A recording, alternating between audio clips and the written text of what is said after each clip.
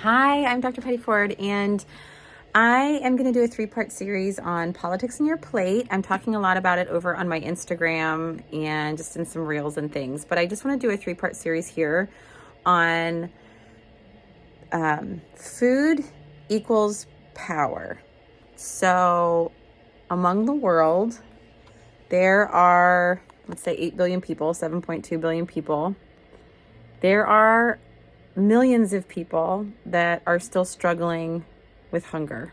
They're literally dying because they don't have enough food.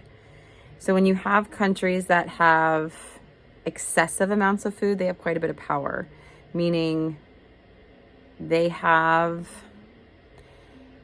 power in money, they have power in resources, they have power in exports, just lots of different things that go with governing societies.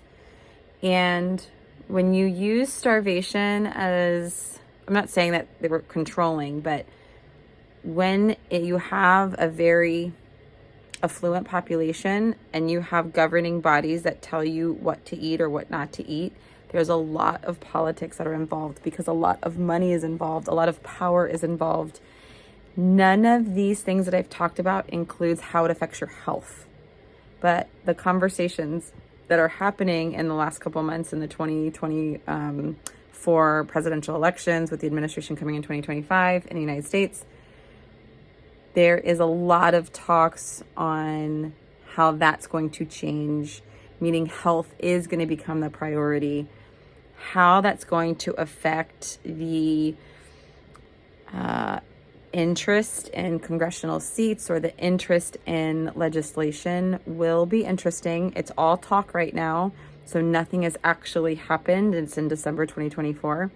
To date, there is so much scientific evidence-based research that does look at population, prospective studies, cohort studies that look at correlations between food and health.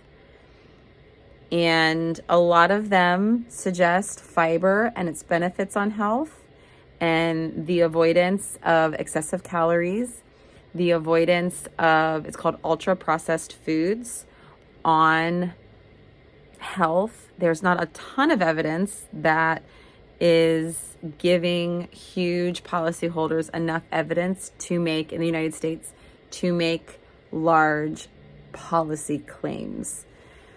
So it's a hard conversation because you have entities like the FDA, which controls our food labels, that have associations with food industry because the food industry controls food. That's a lot of money, a lot of power. So if you're telling public to eat less of their food, you're going to decrease the amount of money that's made, which can decrease stakeholders' interests, decrease their production. It's a complicated conversation. Politics and food are very much largely influencing state-funded programs like food stamps, public education, women, infant, and children, and food industries have an interest in marketing their foods to people that are going to buy it the most, and they strategically place their foods in lower income areas because that's going to be the quickest and potentially the cheapest thing to buy, which creates more income for stakeholders at the larger level. So there's no easy answer.